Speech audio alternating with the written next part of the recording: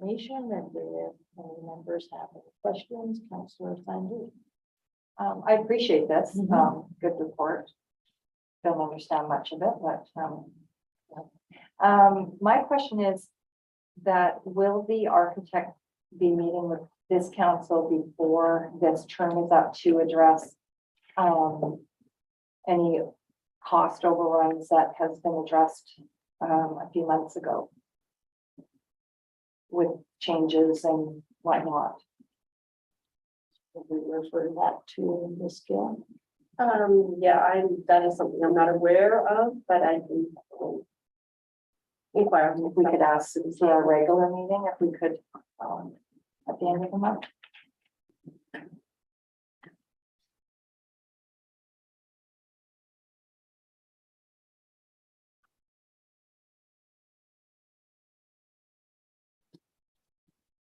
And any other questions on? When you look at it with no walls, if the old one looks so big and spacious. They're doing a great job. And then we're going to go down to Public Works and Recreation, where we're going to also discuss the garbage pickup this summer. Put that to our superintendent. Why should, can I just, is this what I would put on? Weekend garbage, is that what? And the letter. Yeah, if you'd like to, yeah. Just, my comment was, this weekend, Sunday, Monday, driving to work and back, is I noticed a few garbage cans that were overflowed Sunday, overflowed Monday. And I'm just wondering, at Central Park, the one up top, there was garbage.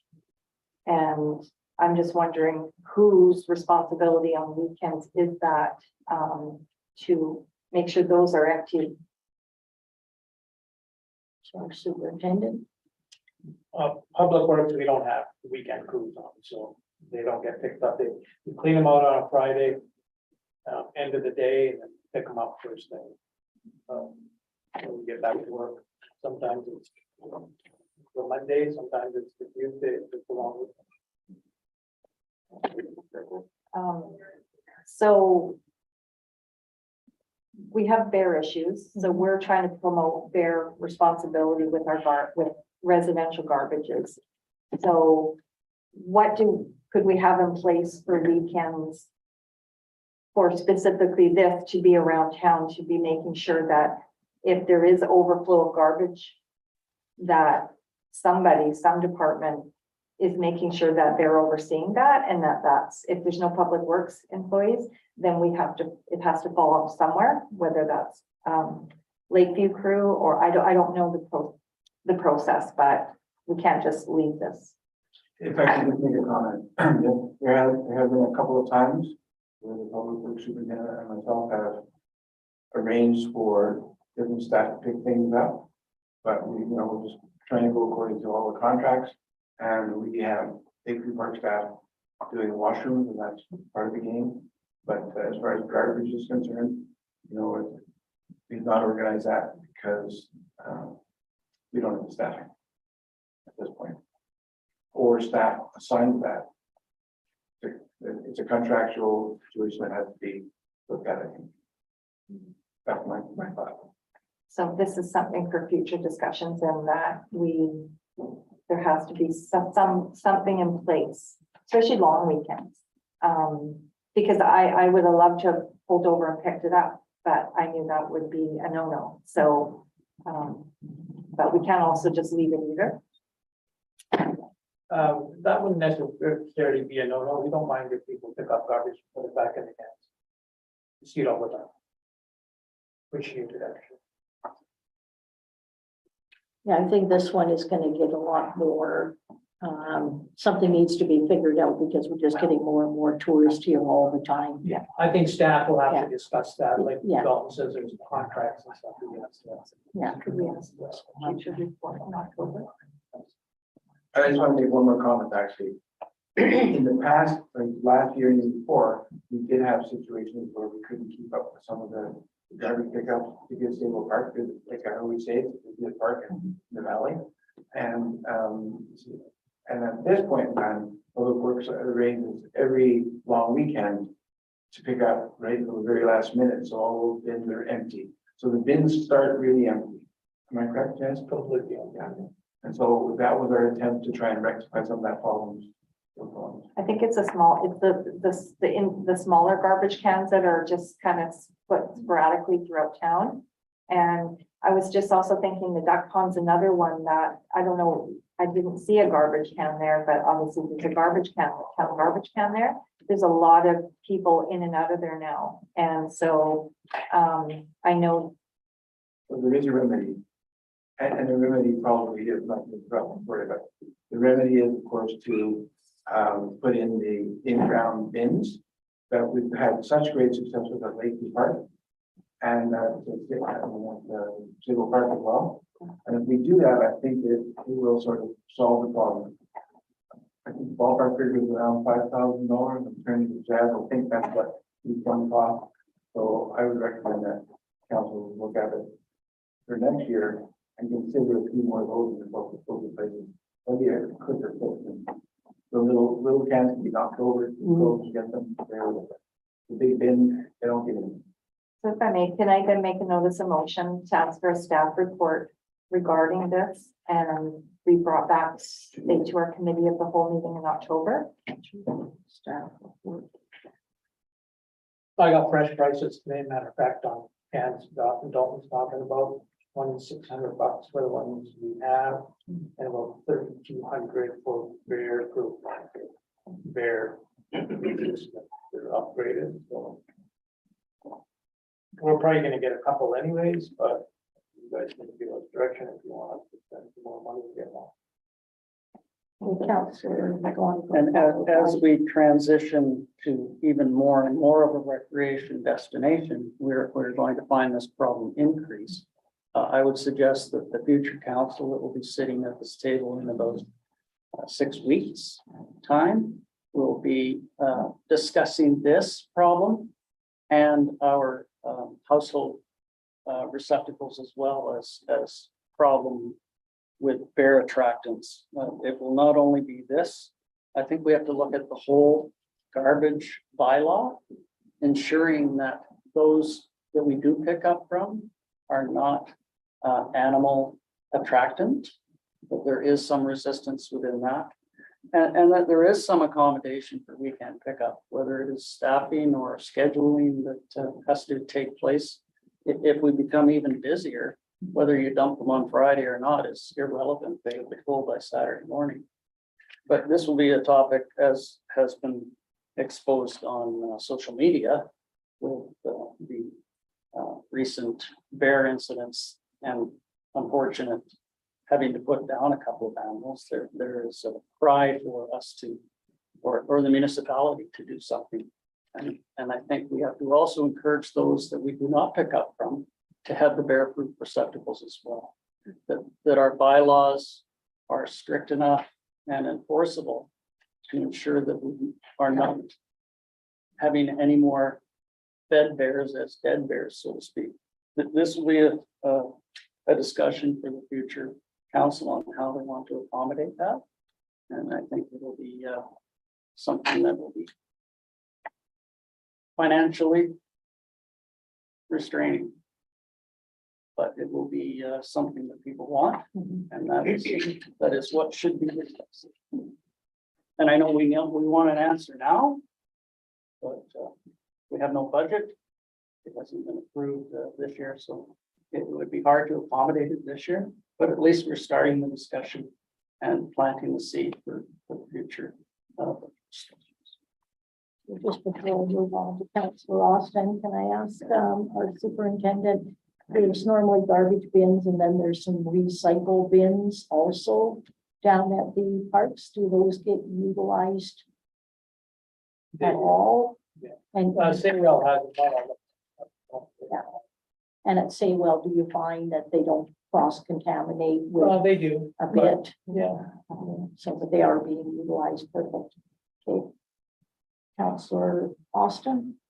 what Tim said, but I wanted to say before, other than that, is more garbage cans at some of the sites for the summer.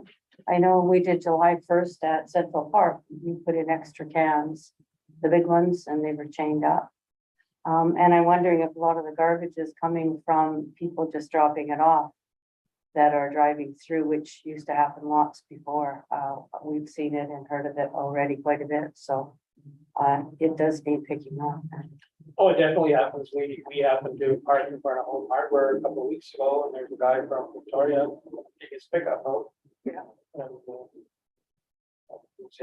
he's got a campsite in Little Bay, and he's heading home. Doing his garbage in the public camps.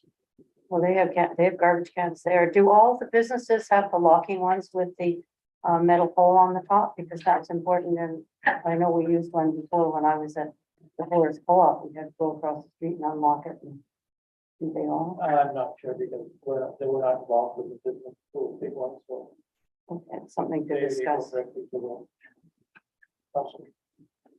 It's a hard one too, because people leaving with their garbage, you also don't want them throwing it on roadsides either, so it's a balance of whether they use ours or use the road. So we will send that on to staff then to come back with a report. So now we're moving on to sidewalks. The letter, the lady wrote. Okay, the letter. We're gonna go back to the letter though from one of our residents about the garbage in the summer. I know we used to have it picked up during the summer, I believe weekly. Just the organics. Now we do, but at one time, I believe we had the garbage though also picked up for a few of the summer months quite a while back. And then it got switched out to every 2 weeks with organics. Back when the superintendent, Organics is weekly garbage. Yeah. Summer is every 2 weeks. but at one time I thought for just the summer, we did garbage also weekly. As well as the organics. Yeah, it was quite a few years ago. Yeah, that's possible. I don't know. I don't deal with the garbage now. Yeah. And go ahead. And again, that will be a topic for next council, whether Yeah. that financial constraint can be accommodated. Personally, if you are utilizing recycling, organics, and garbage, a household of 3 to 4 people should not be filling that up once a week. I know that glass is a problem for some people, but that is accommodated through meat-free recycling. Plastics 1 and 2 are also accommodated through that. If you go through some of the garbage bins that have been knocked over, you'll see that there's plastic bags, there's cardboard. So if we can encourage everybody to buy into the program, I think that part of the problem may be solved, but the next council will be discussing garbage to length. I can assure you of that. I think the letter writer was more concerned with not having somewhere to put your regular garbage for 2 weeks in the freezer, etc. So to try to keep our garage, to keep the smell down. So even if you opted and bought a larger can, you have the capacity, but you're still dealing with the smell of your garbage for 2 weeks. But again, if you are doing organics, Yeah. separating that from garbage, there should be no smell in garbage. Mhm. But again, you have to encourage people to buy in that. Education. I think more education. It's education. Thank you, Madam Chair. Thank you very much. So from that, we will move on now to sidewalks and paving projects. Like to give us a rundown On what we're doing this year or. what you completed. So sidewalks, we're not gonna get a lot done. The new bus pullover, like I said earlier, we'll get that done. That'll be some curb and sidewalk and bus pullover. We did that, we're gonna do a new water main. We've been having a lot of problems up there, so if we get all that done in time, we may pave that road. That's probably all we get done this year. Councillor Austin. I just had a question. I think it was supposed to go on the agenda about the soil that's being delivered to Centennial Field. Did you want to mention about that, Yeah, if you want. please? So there's two locations where dumping the soil, one's along the sandy dump and down towards the ball fields. And the other one is at the other end. So it was land that couldn't be used for anything the way it was. So we were able to get a lot of free fill. And they placed it compacted it for us.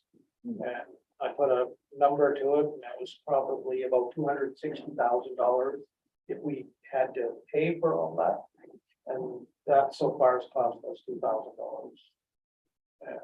So we paid some usable land now. So one location is that possibly if council decides, we'll put a dog park there. The other one is to do our sand. Can I just piggyback on that, Madam Yeah. Chair? With the compacting, et cetera, is there any possibility of hydro seeding that so broom doesn't take over again as it did prior? It's being done, yeah. Okay. We put cocoa matting down first, we soiled it today and we're scheduling hydroseeding that for the one that's sand done. The other one, we may not go to that extent, we may use straw or hay to cover it. It does look a lot better. Thank you. Yeah, Sorry. Councillor Sandu. I think it was July at our committee of the whole, I asked a question about any, a budget that we aren't going to utilize in this year, that we, council can motion to direct those funds to another specific, job, whatnot. So talking about the paving and sidewalk budget for 2022, could I ask that staff come back at our next meeting with a recommendation with those funds as to what you would like to direct that money to in the budget for this year? Yeah. I think we suggested that just be rolled over into that paving program next year, but that should be shown within the minutes of either last meeting or this meeting, that is the intention of this current body to move any unexpended sidewalk and paving funds not utilized in 2022 to be used in the 2023 budget. Yeah, that was my understanding too, And I think that Councillor was the intent. Sandu. Yeah, we'd also said that it could be directed to another project or whatnot if council chose that. So that's why I said for it to come back to staff, they can bring a report back to us. And whether it's to put it over to 2023 paving and sidewalks, or if there's something that they could utilize in this year, that would bump up. So Perfect. that Thank you. was just. I mean, jump in there. My memory's good, it's just short. And I believe we have one more committee of the whole meeting left. Yep. Right, so. Yeah. That's where it's going. Yeah. It's gotta land there before. Yeah. Then, Okay, well, that was staff, and we're moving on to strategic planning.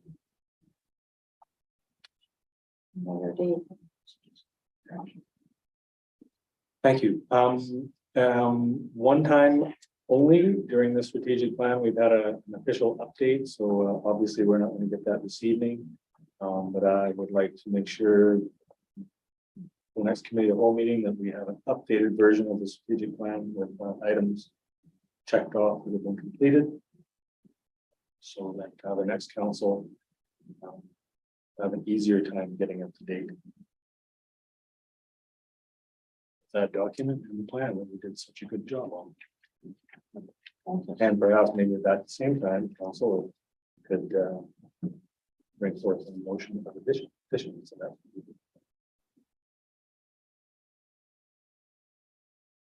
Nothing too extravagant, not to saddle the next week. So the strategic plan update is basically the same. We'll wait for that. And so we're on to Otaki twinning with the delegation's visit from September 30th to October 3rd, with the itinerary presented. If anyone has any questions. Looks like everything's been organized and planned. Councillor Austin, if you want to speak on it. There's just one thing, the Riverside has not gotten back to me for the breakfast on Saturday yet, but I'm assuming with staffing and whatnot, that perhaps they will get back to me closer to the time. I will keep at it. Everything else seems to be coming along. Okay. And officially, thanks, Councilor Austin, for doing all the legwork on this. It's a pretty good program and keeping the group local this year. So it's kind of exciting. Thank you. So now we'll move on to new business. And that is going to be the council remuneration and benefit review for 2022. And I will.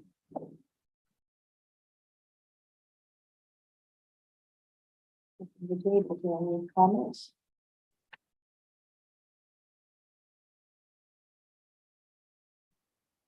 Councillor Donegal. Thank you very much. Very wholesome report. I want to thank the consultant for providing this to us to accommodate the next council with their remuneration. There is one in the iPad section where 9G. Don't see. What page, please? It's not on the report section on the bylaw. Right. So it says that only Not eligible. not for eligible for replacement. I think we need to ensure that effective equipment is replaced, that damaged equipment is the responsibility of the elected official. So I think that has to be clarified within the council remuneration bylaw. If you receive an iPad and a week later it's defective, you should not be responsible for replacing it. And without it stating that in the language, it would seem that you are responsible for the defective. If I take it out and drop it on the pavement, my responsibility, I should replace it. So I think the language has to be clear that damage is the responsibility of the elected official and that defective equipment will be replaced by the corporation. Willful damage? Well, any damage, but mine is broken. I dropped it, so I am responsible for this. And that's the way it should be. At the beginning of this term, I got a brand new one. I updated it. It wouldn't work. Should I be responsible for that? I don't believe so, but it doesn't state that in the bylaws. I think we have to be very clear on that. If we could have that changed. A friendly amendment or an amendment that damaged technology is the responsibility of the elected official. Defective equipment will be replaced. So as an amendment, or could it be better clarification? Because I'm also wondering what it is for lost or stolen. The same thing. The same thing. It's the same responsibility in my view. Mayor Dave. Thank you very much. Through you to Councilman Donovan. Would that be a better place to bring this up as when we get to the special meeting with that bylaws? I just wanted to give a heads up that I would like to see that when the bylaw does come forward. Yes. And Councillor Sandu, did you have your? Well, I had checked with, town of Ladysmith, their bylaw, City of Duncan and North Cowichan to see if there is any of this language in their council and bylaw, and there isn't. So I was a little surprised to see this. And I just think it's just somewhat a blanket statement where it's important what Council McGonigal was stating, like an iPad that doesn't work properly. This mine is 7, almost 8 years old. The battery life, if I'm in a meeting, will last maybe 2 hours, and that's at 100%. And I have it plugged in, and I bought a new charger a few months ago, because I called Apple. And they said these batteries are only good for so long, so the amount of mileage we put on them with meetings is what's drained these batteries. So they said they're only good for so many years, so. That's just my personal take on. Yeah, The process. few things need a bit more clarification. Any other counselors? So, mine, I'd like to see a little more clarification on 5A, or sorry, 5B. Is it 5, 6? And it's about transportation expense, including airfare and car rentals. And so there's not a lot of clarification as to whether it has to be approved by our CAO. There's no clarification if all 5 council members going to a convention can all have their own car rentals. And my other concern was, most of the times when we do go to any conventions, we're bringing partners with us. And I had spoken to our CAO one time about my concern about whose liability is it, being that we're going to a town convention, as to the liability if we approve these rental car expenses. So I don't know whether there should be a little more clarification, but that one jumped out at me in the, yeah, it is, it's in the, yeah. So car rentals are currently like under this, they're currently in the existing bylaw. You know, we get mileage on your own personal vehicle. But in the current bylaw, it is including airfare and car rentals. This is This the is- new, yeah, new But in bylaw. the current bylaw, there's no, No exception for anything to do with a rental vehicle. And so I just wanted a little more clarification on that one. And the other one I wanted more clarification on was, where are we, 9H? Council may provide a loan to a maximum of $5,000 for the council member for the purchase of an e-bike at interest rates the town currently receives on its investments. The purchase must be supported by a purchase receipt, and evidence of insurance coverage must be also provided. Any loan and accrued interest must be fully repaid when a member retires or is not reelected. And I just find that there's a few questions for me as to, yes, there's insurance which would cover the loss or stolen vehicle, but is the town put as the payee, and would it be a full value if that was? And I'm just wondering whether what protection is in place that if a member of council did retire or was not elected, that loan would be repaid. And has this been looked at by other municipalities as to them having a bylaw that allows an elected official to have a loan for this? Are just some of my concerns. So any discussion, Mayor Day? Yes, it was compared to another municipality, and I can't remember which one it was, but you know, I think when we get the first, second, and third reading, I'll definitely probably be speaking up saying we just strike the e-bike section altogether. At this time. So it's a bold, progressive move, but I'm not sure we need, well, that's just my opinion. I'm not sure we need to go there, but I'll make that recommendation to get to the bottom.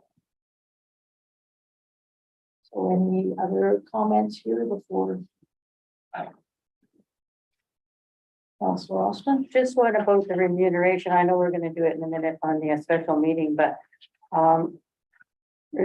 remuneration ratio for councilors is reduced from 60% to 55% of the mayors. It seems, And which one? well, it's on Sorry, this, Schedule A. the report that comes on this meeting. The other one is the bylaw. I just wondered why that was down a bit. I know mayors do more, but some councillors are doing 3 and 4 different committees and many other things as well. And you want good people to be on your council and putting some, I know it'll still probably be a bit more money because the 4% works, but I just thought that looked a bit strange putting that down rather than keeping it at 60%. Yeah. Because we have to fill in for the mayor if he goes away or that too, even if it's only a week or 2 at a time. That's just my comment. The other one is more so that it's just a comment, which I'm actually happy to see.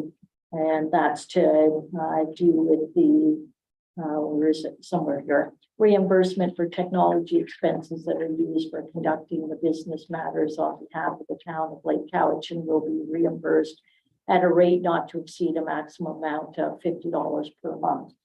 And so I was happy to see that because, you know, we do a lot of our business at home. We're using our own computers, we're using our own phones. And as well as that, when I came on council 8 years ago, everything was printed and put in our docket. So many of us are at home now and we're printing all of this out on our own computers, our own paper, our own printer read when each year expenses do go up. So I'm happy to see that little bit of allowance made now on the electronics. So that was just a comment more so than a change. And so now on this one, do we need to go to first, second, third Yeah. reading? No, it's just the next meeting, so. Okay, that was just that. Anyone else have a comment on any of that? No? Okay. So now we're going to a presentation by Urban Systems on development cost changes in our bylaw. So welcome. And I think we give 10 minutes as a delegation. Should we? I don't know, start the clock. Oh, did you? Okay. Got an email with it so we can follow along and blind our guests. So if you ladies would like to introduce yourself, that would be appreciated. Thank you very much. Yes, I'm Laura Bernier from Urban Systems. I work in our Victoria office in development finance, asset management related practice areas, and have been working with staff on the development cost charge update. So we're very keen to be presenting it to you today for first and third reading of the bylaw. I'll let my colleague introduce herself. Hi, good evening, everyone. My name is Kelsey Tyerman. I'm a community planner as well with Urban Systems in our Victoria office. And I've been supporting Laura and the team on developing this update for the town. To the chair, thank you guys so much for having us here. So sincerely apologetic for miscommunication around timing and some of the technological issues. I'm glad to hear you all have iPads. So that is a great part of your part of the amenities that you guys have. So does everyone have access to PowerPoint presentation? Okay. Fantastic. So we will start off here just with some of the contents, give you guys a brief overview of the presentation. So we have introduced this topic to council before today with respect to the background report and the bylaw that's been provided to council. We'll be looking at the current status of DCCs, the DCC program development, the DCC bylaw update process, the proposed draft rates. We'll look at a brief community comparison, review the stakeholder consultation, which was done on July 28th, and then take a look at the DCC bylaw considerations, your review. So I will hand it over to Kelsey to provide just a brief current status of the DCC bylaw that currently exists. So I'll turn it over to her, and that will be on slide 3 for your orientation. Yeah, so before we get into the DCC program development, proposed rates, it's great to have a brief overview and a refresh of where the town is at currently with their DCCs. So the current DCC program was adopted in 1994. It applies only to residential development across the town. It collects DCCs for roads, water, and sewer. And as you can see on this table, provided on the slide in front of you, we're looking at just over $1,000 charge for roads for single family residential per lot, 2,500 around there for water, and just over 600 for sewer. So we're looking at couple $1,000s for DCC across single family residential, as well as for multifamily residential. So moving to slide 4, the DCC program development incorporates many technical inputs as shown in yellow. So looking at building permit data, population growth, master planning processes and capital plans, and the benefit allocation to each project. And then from there, we leave it to council to make a decision about the municipal assist factor, which is a percentage of assistance that council would provide to the development community, which is currently set at 1% for the bylaw, for the proposed bylaw. And those are the inputs that are used to calculate that DCC rate that we'll be looking at today. So we've got a brief summary of each of those components on slide 5. So the growth projections use a time horizon of 20 years, as well as the development permits that were used in building permit data. We have the DCC project lists, which were based off of the master planning and capital plans, which went into this, as well as a short description of the benefit allocation, which is really just the benefit to new or existing development that projects are allocated. And that's on a project by project basis. That occurs, whereas the municipal assist factor provides assistance over a program as a whole. So on slide 6, you'll see an overview of our entire process on the whole. So we have those technical inputs in the program development. We calculate the DCCs. From there, we went out to stakeholders to consult with them and show the draft rates that were provided. And from there, we enter kind of the bylaw and rate adoption phase of the project, which is really about coming to council, having the 3 readings of the proposed rates, and then submitting an approval process through the ministry. So we submit the background report, the DCC bylaw, financial plan and checklist to the ministry for review, which takes between 6 to 10 weeks. They return to us, and from there, there is a 4th reading of bylaw and adoption. After which we can actually see at the very end here, we will get into this a little bit more at the end. There's a 1-year grace period to phase in the DCC bylaws for any new development that occur. So with that, on slide 7, you'll see the proposed draft rates. These are the rates that are found in the background report and the bylaw that we are proposing for the 6 different types of uses that you're seeing on the left-hand side. So we have proposed single family residential as per the existing bylaw. And then we proposed a series of other other uses, both residential and commercial, industrial, and institutional, which aligns with best practice across the province, really. From there, we've also proposed programs to finance development for development cost charges for water, sanitary sewer, roads, parks, and drainage systems. So the total DCC unit rate for single family would go up to about $23,500. You can see that it's a little bit less for any multi-family use. And we have a total floor area calculation for commercial, institutional, and industrial development. Great. So looking at slide 8, we have a community comparison in front of you. And it's important when developing and updating a DCC program to look at nearby communities and see what they're charging.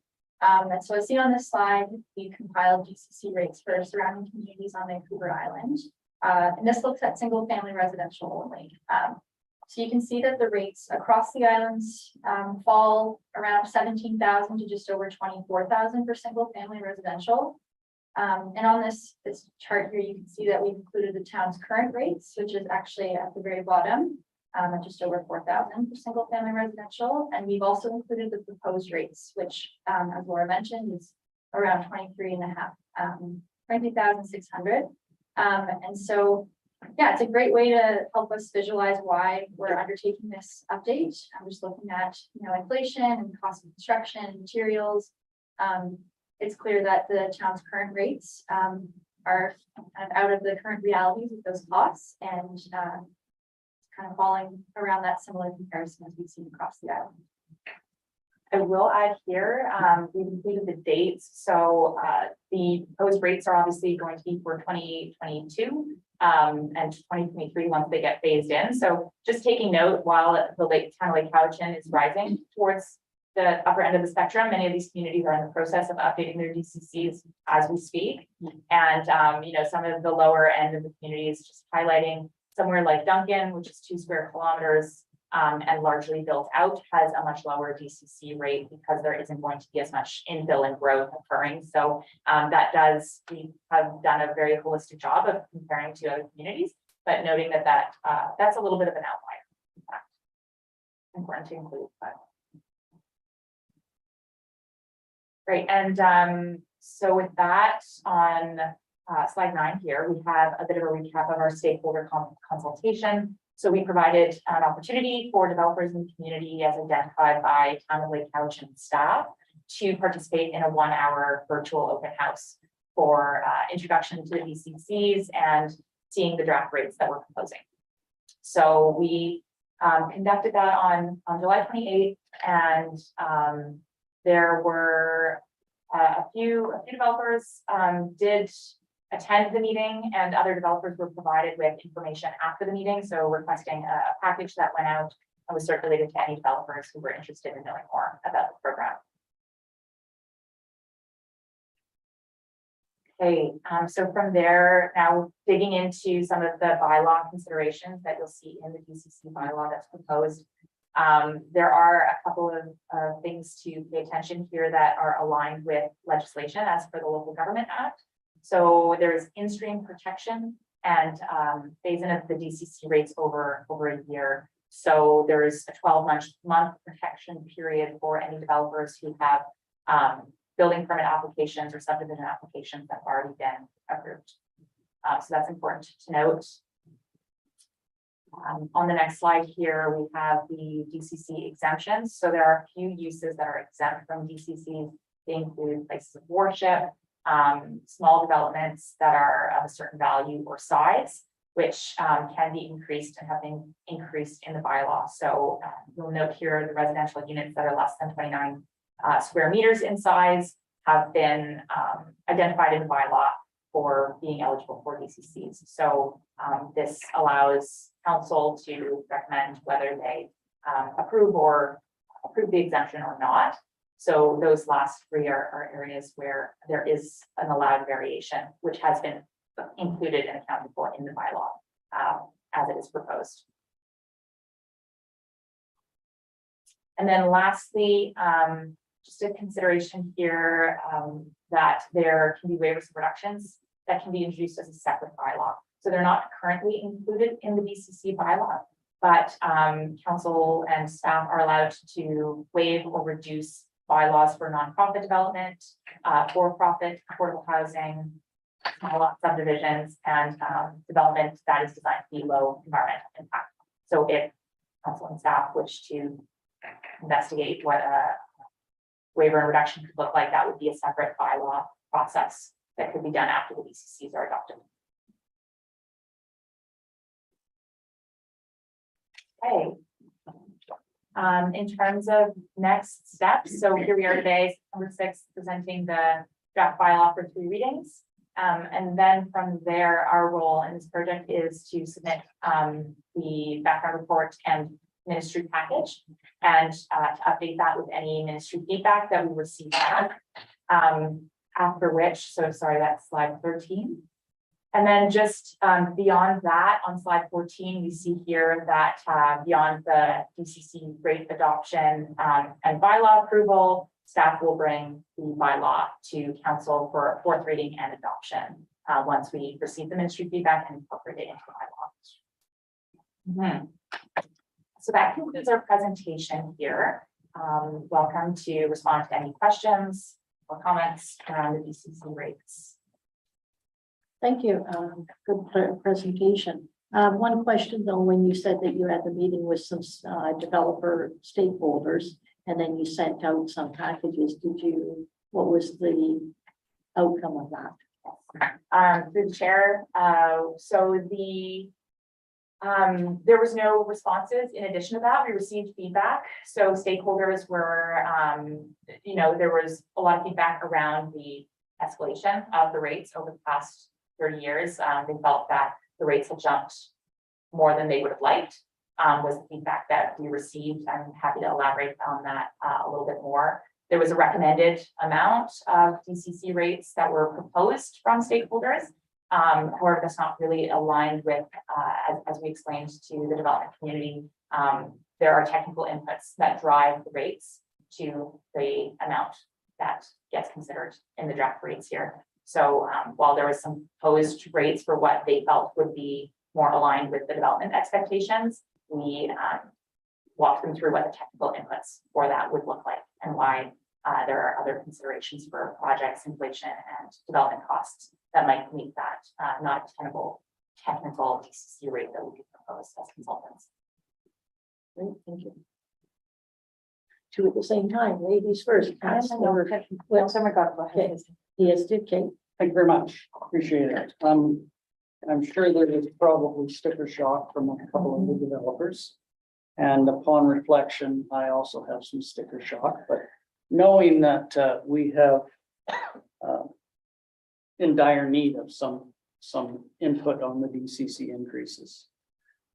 During your presentation to council at a previous meeting, we had seen Parksville's similar.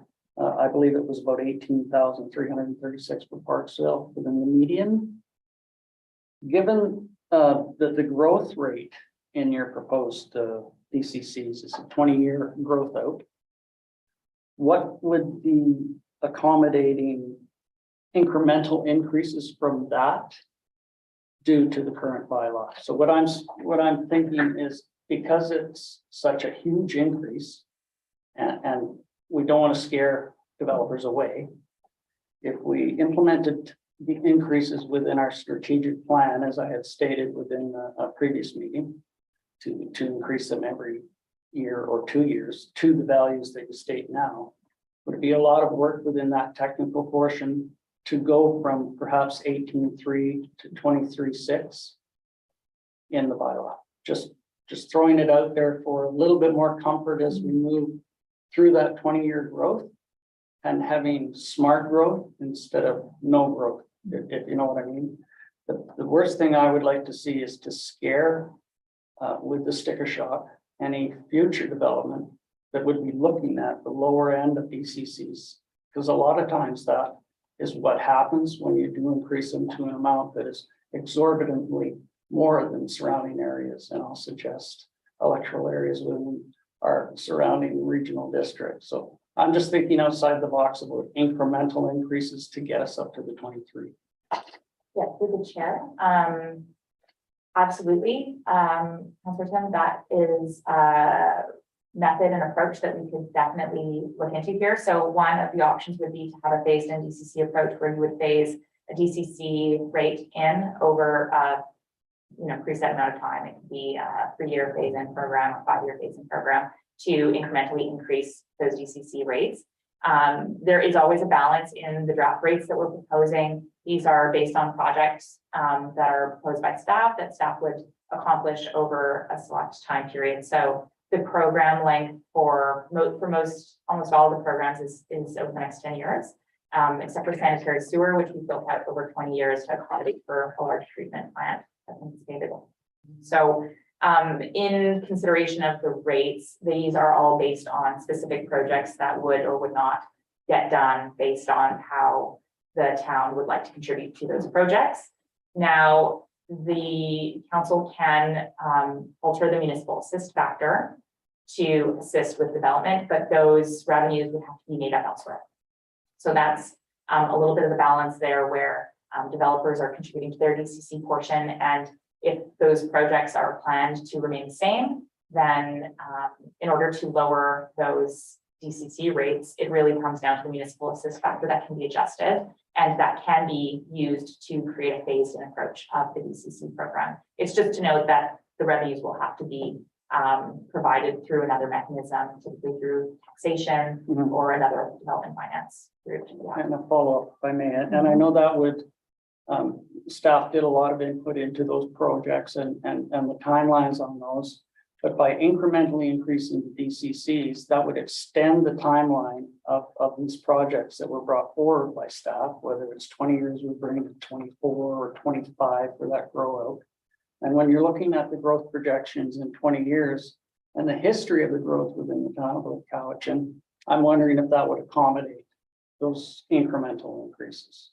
I may be the only one that is a little bit apprehensive about going from 4,000 to 24, knowing that we have subsidized developers in the past with our current DCC systems. But inflation rates, et cetera, with building supplies and is also pressures on the developer, and another pressure on that will just be handed to the end user, making affordability even less attainable in our town. Just some concerns that I have. Now, I may be the only one. But I certainly, if I may just follow up, I appreciate all the work that has been put into this. It's considerable on both yours and staff's part on the projects and the projections and the financing and the dividing of the ratios, et cetera. I'm just a little bit worried about the substantial. Yeah, I just wanted to comment that I think that we are much lower than everyone else, and that's been discovered by the number of developers and building that's happening from out of town, builders and whatnot. And most people don't build in just one community. Is it really a sticker shock, or is it just didn't expect Lake Cowichan to be sort of the norm as to what is out there? Yeah, that's a great question. Thanks for that. So in terms of Parksville are, DCCs currently, if you include the regional district, DCCs are currently at almost $25,000 per single family home. We are seeing, as I mentioned, so the most current DCC program is, Lansville from 2018. So there will be 5 years worth of inflation, development cost increases to adjust for, and when thinking about Lake Cowichan's proposed DCC rates as well. So I think that there certainly is, Lake Cowichan's DCC rates have been very low for a very, very long time. So it's certainly a consideration. I can appreciate the sticker shock. It's a large jump to be making. So I think that we can definitely acknowledge that there is, a high value jump that's to be made there. One thing that I will note, we have done a little bit of research in the past around market values and sales of homes.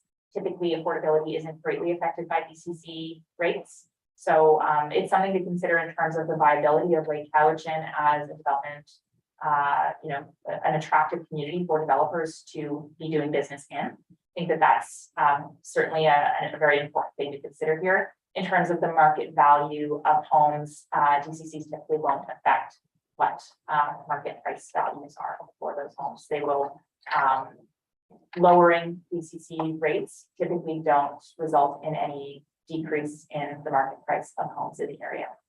So that's not something that we would typically see.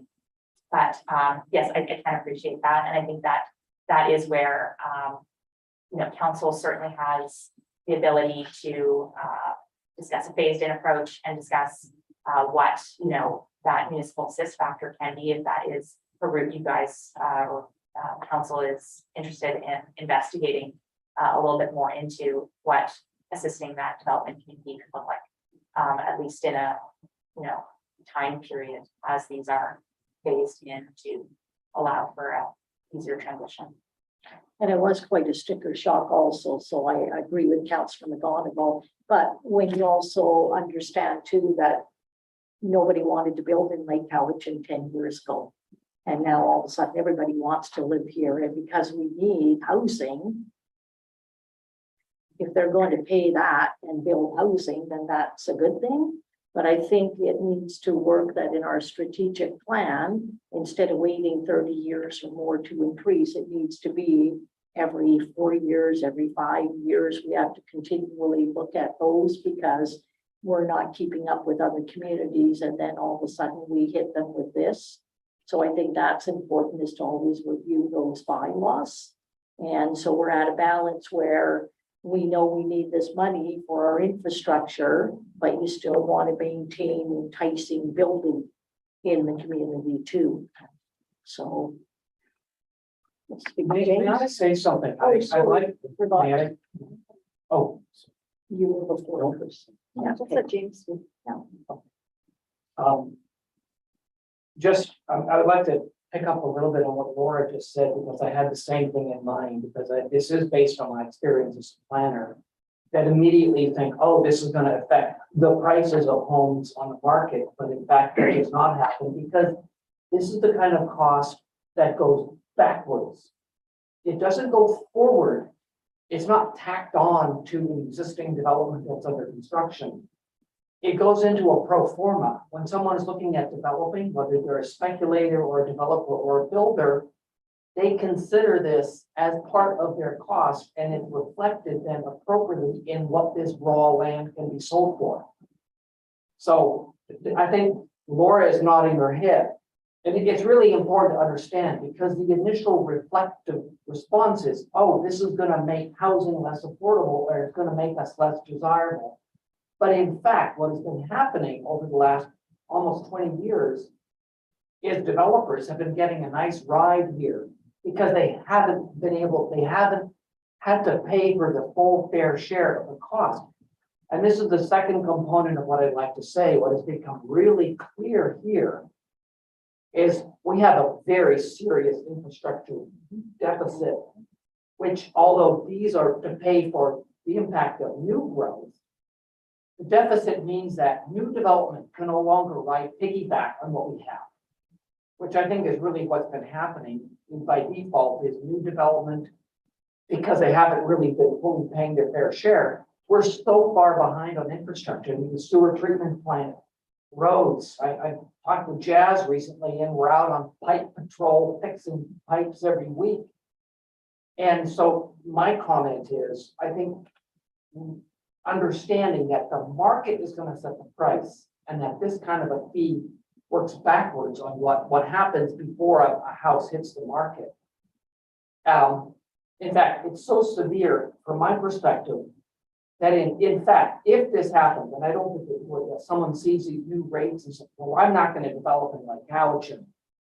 In fact, we'd be better off, if that really was the case, you'd be better off not having that development if it wasn't paying your fair share. If you would get my meaning is, if we're not collecting this kind of a fee, that kind of development's not worth having. So I just want to really reflect and emphasize what Urban Systems have been saying from my perspective as a town planner. And by the way, I hadn't planned to be at this meeting, but suddenly Joe couldn't be here. And I thought, since I've been walking along with Urban Systems on this whole project, I thought I would just share my reflection on this. And from my perspective, what we have before us is entirely reasonable. So I just want to reflect that. Thank you. Thank you. Councillor Sandu. Yeah, I was just gonna say, it is the shock of seeing the change, but I also believe that under certain circumstances, under the waiver and reductions, specifically for nonprofit, different things, that's fine for us to look at, but for actual developments, that extra cost shouldn't be the burden of the taxpayer. And as you've said, we're behind many, many years, 28 years since this has been last 1994. And so I don't think this is going to stop developers. They're going to be looking at their things differently. But at the end of the day, as our planner has said, their projects will go through. And but we have to look ahead now. We can't keep looking behind or just status quo. We have got to make some tough decisions And there's gonna be people that like it and don't like it, but at the end of the day, it's what's in the best interest of the town of Lake Cowichan and our taxpayers.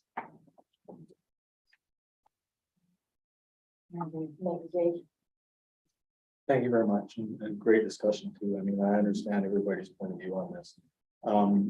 But just listening to the conversation, I find ourselves being fixated on the 25 or 5,000. Where it's 23,664.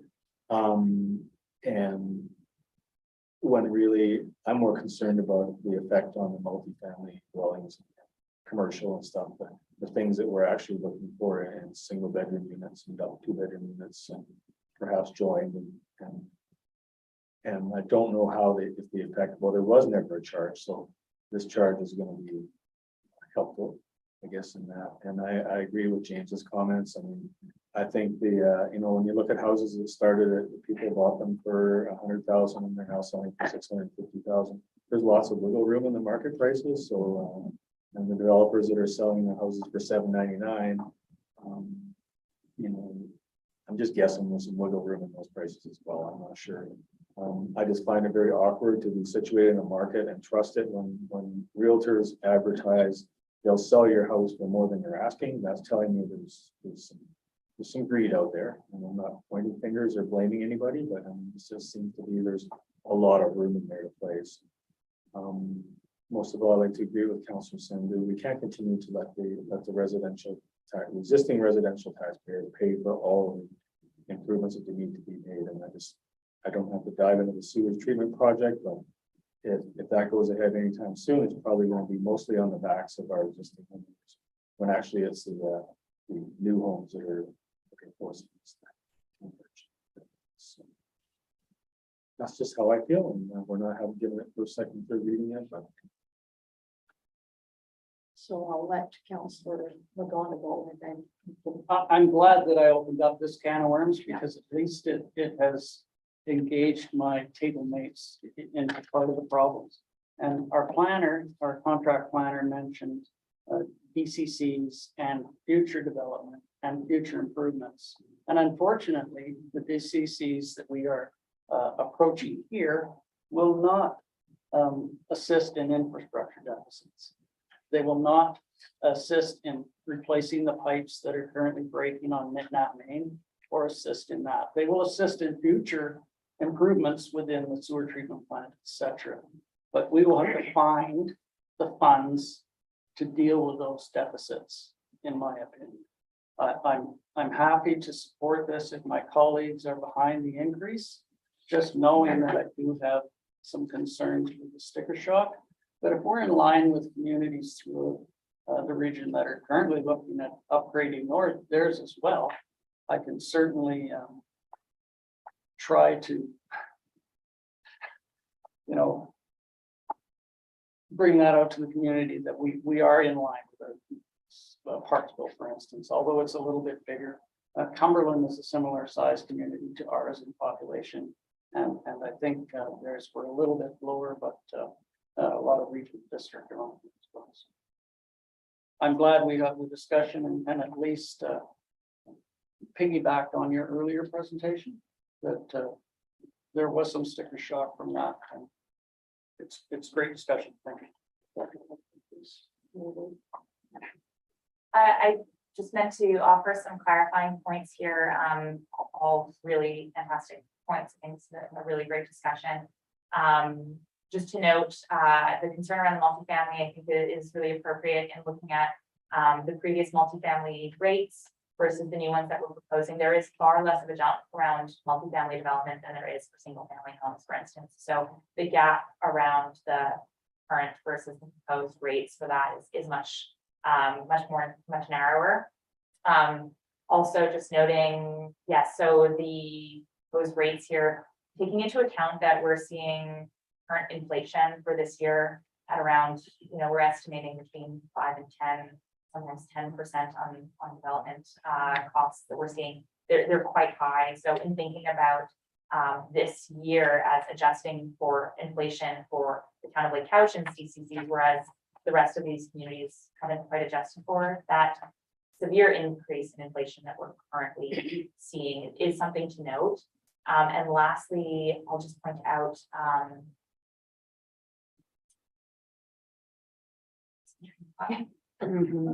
We are due. Yes, so the current market value, let's say the current market value for a house in Lake Cowichan is around $800,000. The current DCC for a single family home, I believe, rests at about like 2.8% of that value. So just to give council a bit of a metric around how much of a building, market value would cost a developer for that. So it's under 3%.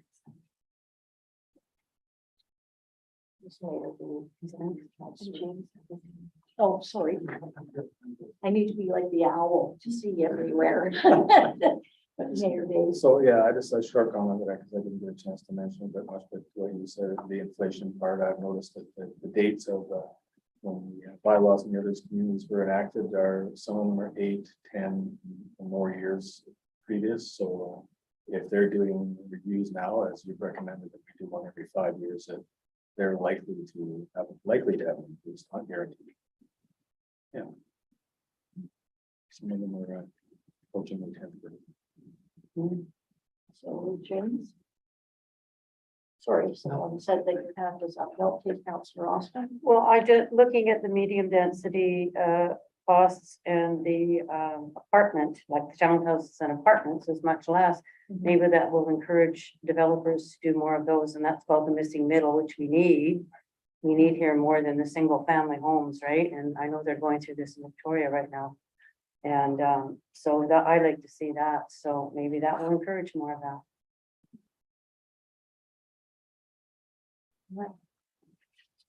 And certainly a phased-in approach isn't something that we haven't seen before. It's to just, administratively, there's a little extra requirement involved in making sure that happens over time and making sure that those costs do get recovered in other ways and phasing in that process. So it's certainly an option that we've explored with other communities.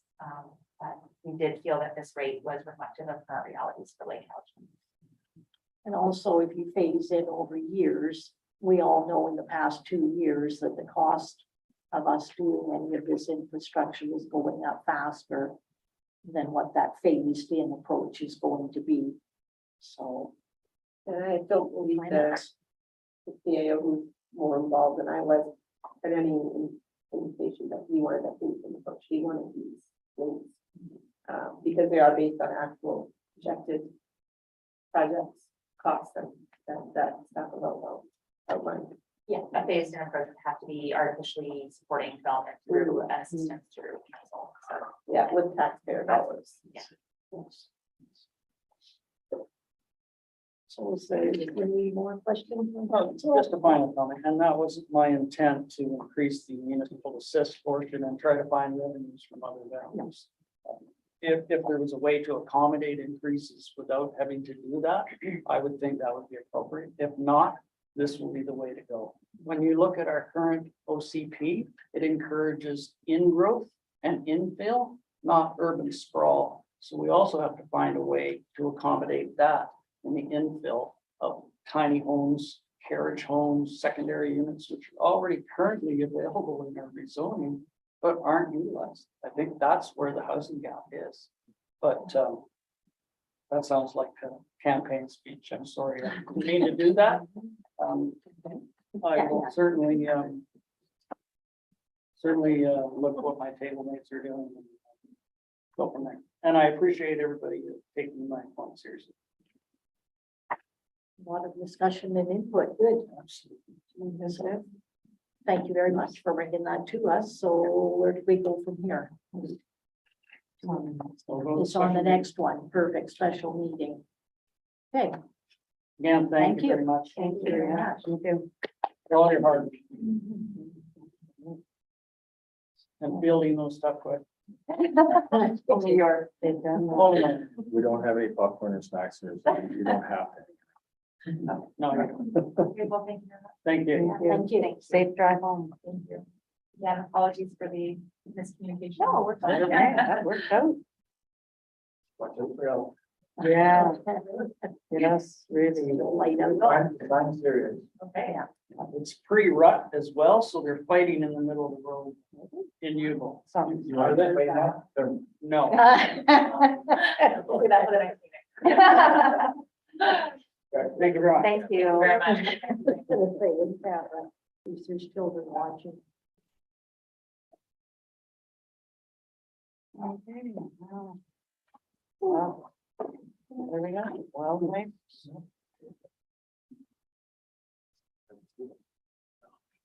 So we're gonna move on to wildlife attractant bylaw toolkit. I will be the first one to say, as soon as I saw all those pages, I just went, that's just reading material. For another time, Mayor Dave. So I don't know how many people had a chance to read it, but that was part of the homework I took on after we had the wild safe people here, so. I went to one of the websites recommended on wild safe and came across this, and it's a good template for, as Councilman McGonigal stated, next council to look at, and I think it probably covers off everything we touched on. Right to everybody getting a special locking device for their home units and any up $80 fines left right in the center. And we also, it looks after the commercial bins, which I don't know if anybody knows, but one of the locations that had the most problems on Point of View Road, I think, is converted to that style of units. And But that's not to say that everybody has, but there's fines for not doing it. So something to consider and recommendation of staff to consider that in the future.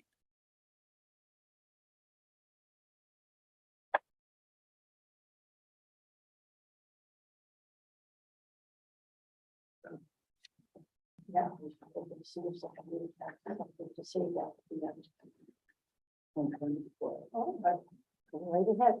We had a good discussion tonight. Good, okay. So then we're going to move on to J.H. Boyd property posing risk to life and limb. This one I will not be quiet. Okay, I did send this in for the agenda committee to propose this for tonight's start discussion on what we can do with the recent fire call there, and we've got heavy fire danger that we were currently in. That could have been a very serious interface. With the possibility of people being hurt or misplaced because of fire that may have spread. I think it's time that we incorporate a demolition bylaw or some process. I know it's the last resort that we like to do, but that property is becoming a problem for transient accommodation or illicit use, illegal drug use, etc., according to anecdotal status. I think we are incumbent after that fire call and previous fire calls that have been at that property to look at either implementing a demolition order or taking it upon ourselves and then charging the owner for that price. I am the last one to go that route. We have done it in the past, but it is the last resort. And I think we have reached the last resort on the J.H. Boyd derelict property. So just something to consider. I'm not sure when the CAO returns, whether we can have a discussion with him on what the process would be legally. I know we do have to let the owner know that we are concerned about the property and some of the things that could occur there should something else happen. Just wanted to bring it forward for any discussion and see how you are feeling about it. so question to staff, has the owner of that property been sent a bill by the fire department for the calls? No, not that I know of, no bills have been sent out. It's called. And has he had any letters from either the fire department or the town letting him know of the occurrences that are happening there? I think he is aware, whether there's been anything recently, I'm not sure.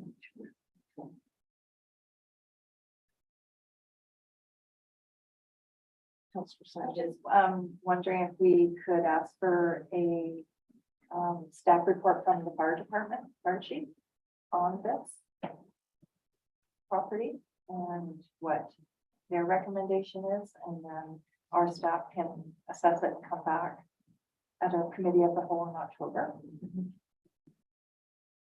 Should we include the building inspector in that as well as we have in the past with other derelict properties? As an addition?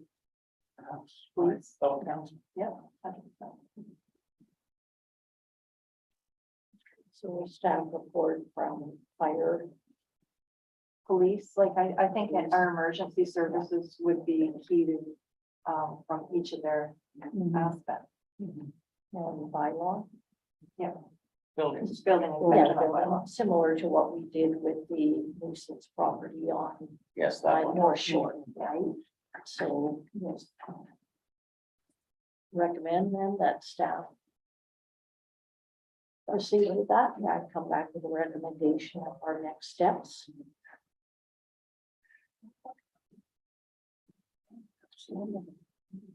Oh, my hand was up, no, sorry. Okay, and then we'll join on to the next one, which is the status of the AV Greenwell property, which may be similar to this issue too. I did speak with the CAO about that this morning and this afternoon. He said it's still in the process where the ALR is reviewing. And is there issues similar to this with transients? Oh, at that property, it's something that school district is notified of and deals with, so not lately, we haven't. Okay, wonderful.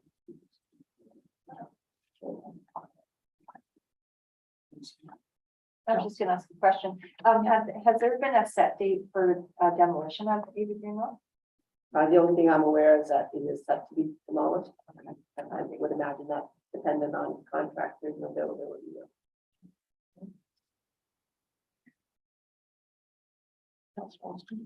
The ALR is still, we did pay to have, to the ALR, did we not, 710, would you like to mention that, James? Well, You're the expert on that. well, yeah. It just happens, I know the file quite well. So there is a submittal to the Agricultural Land Commission, so it's an ALC. They have a panel which will review our request. They haven't given us a date yet. And it's a little bit odd. On one hand, it seems like the school district has acknowledged our application. That's the only way we can make it because they're the landowner. So they wrote a letter last fall, or was it last summer, saying, yes, we support the town obtaining the school site. Then on the other hand, they obtained funding from the province to tear it down. Meanwhile, we're waiting, and it's not like we've only just tried, right? We were unable to, we were denied the request to remove the land from the agricultural land reserve. Then there was an appeal, which we lost. This third try is completely different. Just to clarify, completely different. The land would stay in the agricultural land reserve, but we get the request is for a non-farm use. So I have not been tasked with any further investigation with the school district. Like, you know, I don't know. Suddenly it sounds like a demolition is imminent, which is a surprise, because what's the point for us to pursue the land if it's all torn down? Because there's embedded value in the property. I understand that it's affordable to renovate and keep it as a public facility. So that's all I have to say. So we don't have a date. It could be within the next month or two. It sounds like it's imminent, but I don't have a date for that panel. We've got that again. I have had communication with the school board on that. They contacted me just a while to take the water line out. And we'll do what we should do. It's probably out to tender right now. It was gonna go out either last month or this month. And they're hoping this winter will come down. Yeah, it's just wheels have been turning slowly for so long. And we're not obligated to take the land or the use of the land if we have no plans for it. But that's another one will be the, I guess, topic of discussion for the new council. But yeah, that's a shame because it could have been used. So I guess, any comments there? Well, I mean, that doesn't mean that there couldn't be still an application for non-farm use for a future building within that. And we were also looking at access and egress to the development further on for that non-farm use as well, to take some of the congestion off of Satellum boundary in that area and have an alternate way out. So it's not a done issue that would not benefit the town in the future. The building itself, I would argue, would cost more to renovate than it would to rebuild at this point, given how long it has sat and the reason that it was closed in the first place. So I don't think it's a lose-lose situation. I think we are removing an attractant that has been used in the past, similar to J.H. Boyd, and maybe with the Agricultural Land Commission on the non-farm use application, they see our value in acquiring them.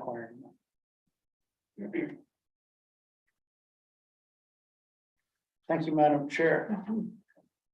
So I guess we'll just wait till staff comes back with any updates as they get them. Yep. Not much we can do. So now we're moving on to tourism strategy options to improve. Yes, sir. I will start with a question.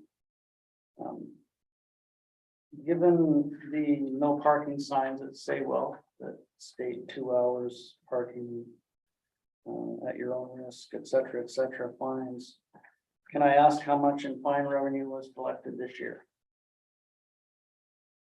0.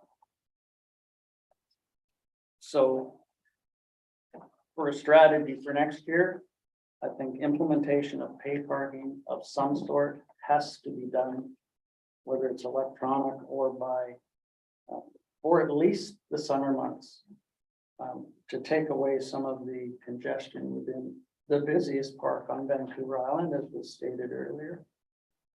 To have those signs up and then not to enforce it, I think is embarrassing in one point, but a lot of people do adhere to the signs that are in the pharmacy parking lot. That is not as problematic as it was last year. It's better. It is concentrated in Seawell and some of the side streets, so I think we have to do a pay parking next year for sure.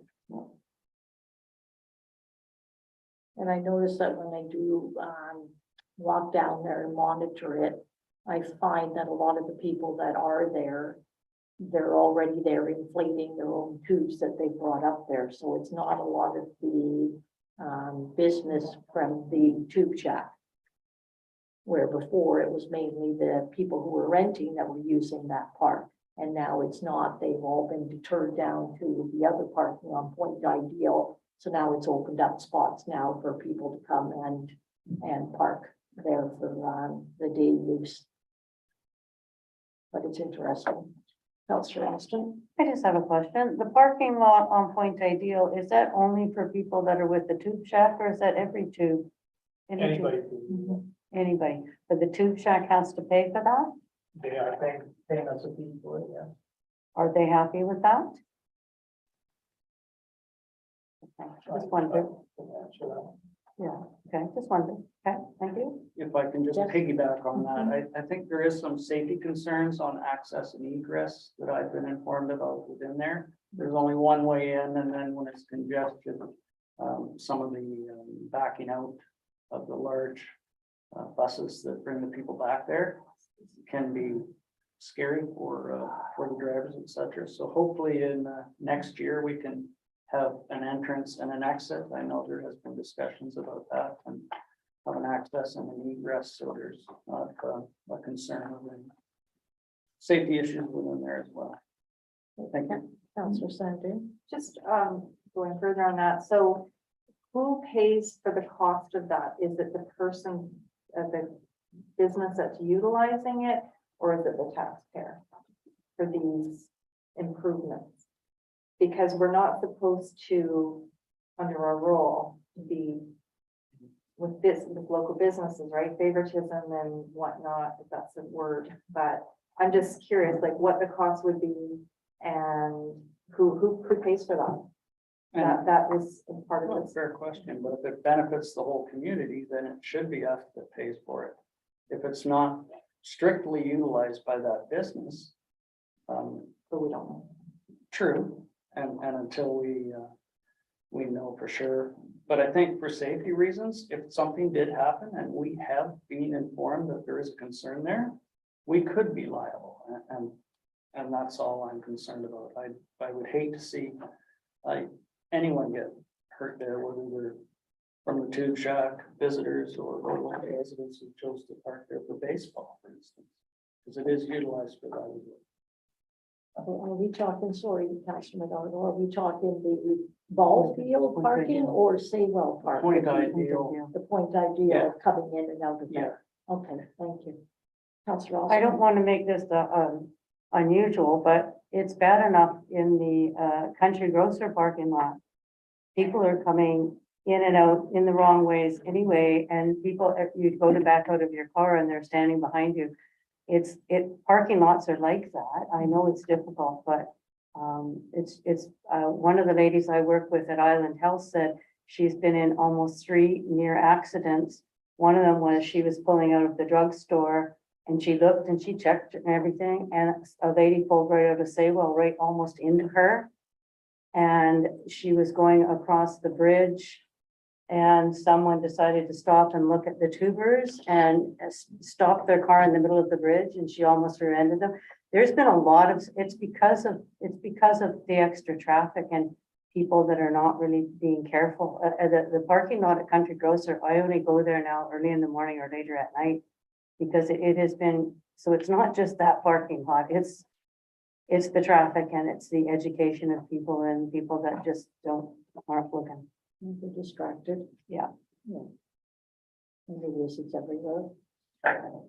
Just one brief comment. As you're aware, Jazz and I looked at that parking situation a couple of years now. And what we believe is that we're just missing a good source of revenue, quite frankly. And so, I think the council can take a look at that. If you return to the new council, it's probably something that should be on the agenda again. Because there's no ability now to collect money. Yeah. And I don't think people mind paying. And if it does enhance our community, then you can put extra money into better parking access, etc. Seasonal. Mayor Dave. Just to expound on that idea, like I never, even from the beginning of talking about parking, I never thought of ourselves as experts. I thought we should have hired maybe urban, because they have traffic management people as well. And recommend some signage, the big blue signs with a P that this way and things like that we don't have a lot of showing the way to there. And I agree with Mr. Smith's comment that maybe we could just hang on to that and put the meters there ourselves and collect $20 at that location or $10 or a number. And then we're not assisting anybody, but we're actually helping ourselves.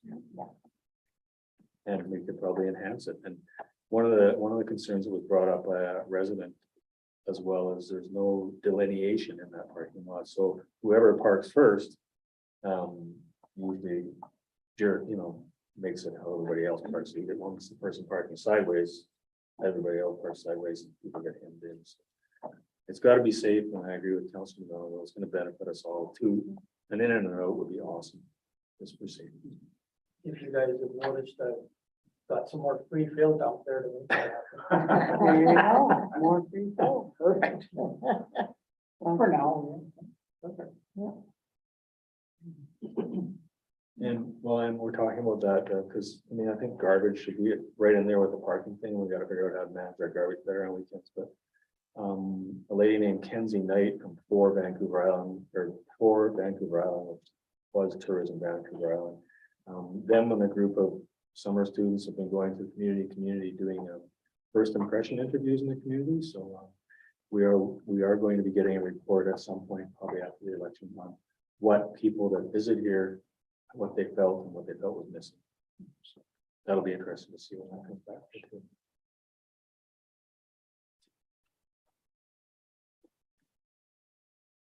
Okay. So with that, we'll move on now to notices of motion. We have none, and question period. Open up the phone lines, maximum of 3 minutes per speaker, and maximum time allotted 15 minutes. Limited to items on the agenda. This is when residents can phone in at 250-749-6681, extension 104, or you can email your questions to general@lakecowichan.ca. So once again, you can phone your questions in to 250-749-6681, extension 104, or email to general@lakecowichan.ca. And it's limited to any items you wish to ask questions on that are on the agenda tonight. And with that, we'll take a 3-minute break.